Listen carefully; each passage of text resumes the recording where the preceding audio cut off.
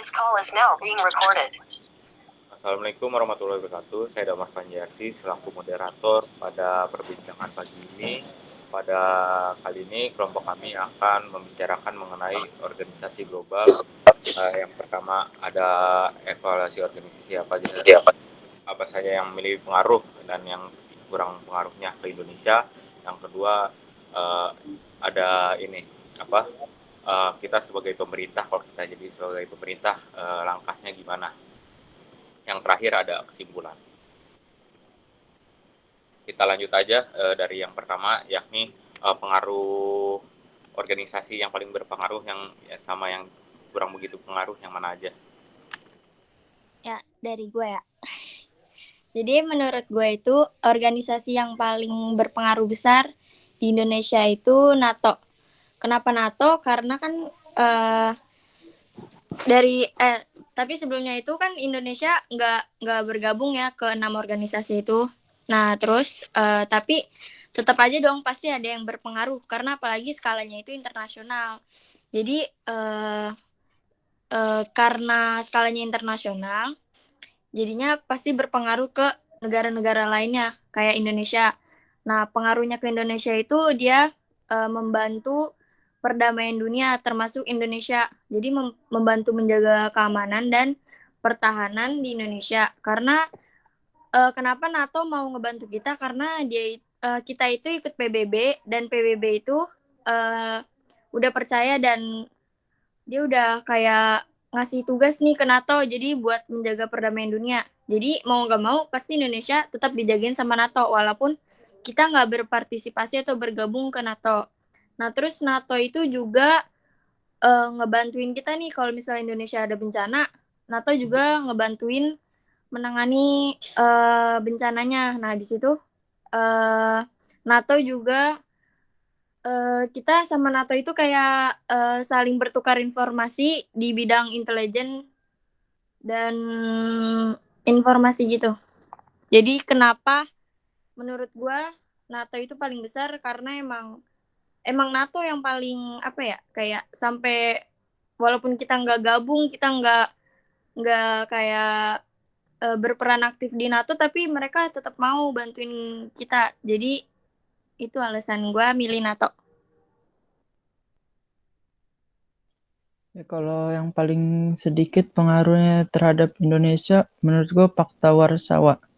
Mengapa Fakta Warsawa? Karena dia mau menyaingi NATO, terus dia kan juga komunis tuh. Habis itu dia juga bertentangan sama Indonesia. Dia juga memperkuat diri untuk melawan blok barat. Habis itu mereka meningkatkan kerjasama pertahanan dengan militer negara-negara blok timur. Ya, jadi yang paling sedikit pengaruhnya menurut gue Fakta Warsawa.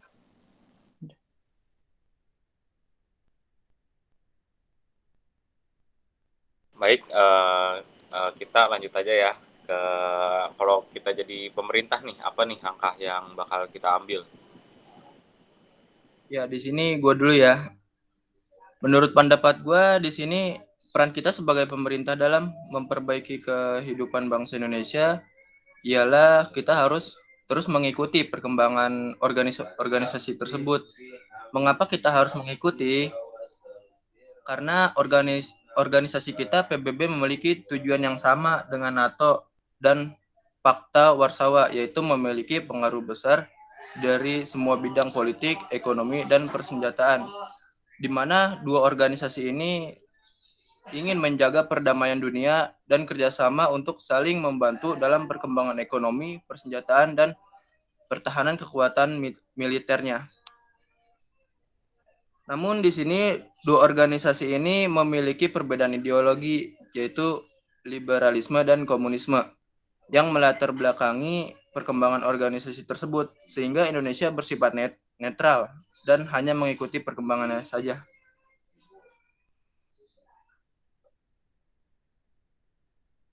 Nih kalau selanjutnya dari gue ya, kalau misal dari pendapat gue nih, kalau misalnya kita sebagai pemerintah itu apa yang dilakukan terhadap kedua organisasi ini ya? Pertama dari NATO dulu yang pengaruhnya besar kepada kita kan.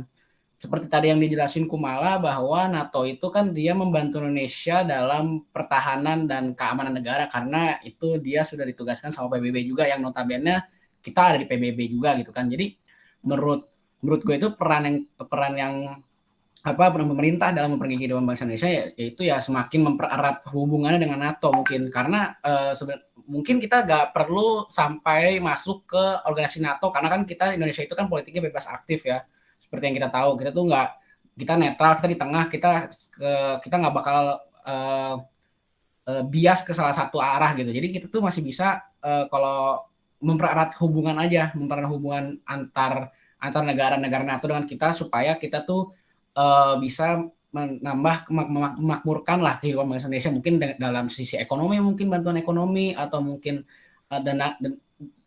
dengan mengamankan negara gitu kan dari segala ancaman-ancaman luar negeri. Nah, namun kalau untuk yang fakta warsawa ini yang dimana sebenarnya kalau jujur-jujuran itu dia gak ada pengaruhnya karena pertama ideologi mereka udah bertentangan sama kita gitu. Mereka komunis, mereka blok timur yang dimana kita tuh maunya politik bebas aktif, tapi kita masih bisa harusnya bekerja sama dengan negara-negara yang ada di fakta warsawa ini. Kerjasamanya sekedar kerjasama yang benar-benar tidak didasari tentang ideologi aja, kayak benar-benar kerjasama antar negara aja, kayak yang kita selalu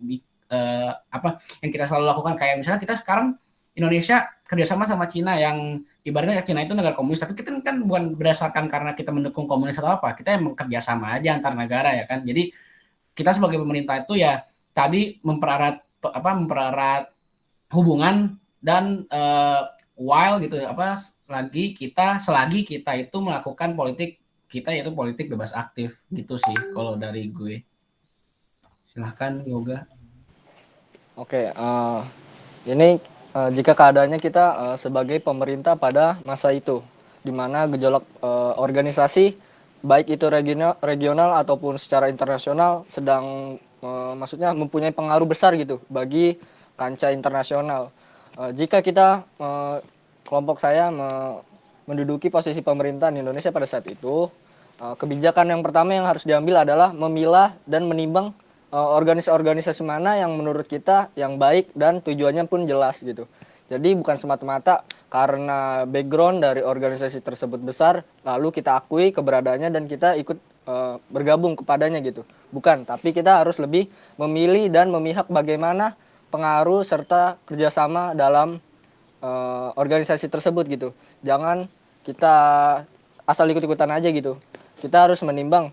Misalnya NATO ini kan ibaratnya mempunyai background dan latar belakang ya negara-negara yang anggotanya ini notabene kuat dan berasal dari Amerika yang dimana mereka ini pada saat itu memiliki cadangan militer, keuangan, perekonomian yang sangat kuat. Jadi kalau kita kerjasama sama mereka, tentunya ada timbal balik yang sesuai dan signifikan buat kita itu gitu.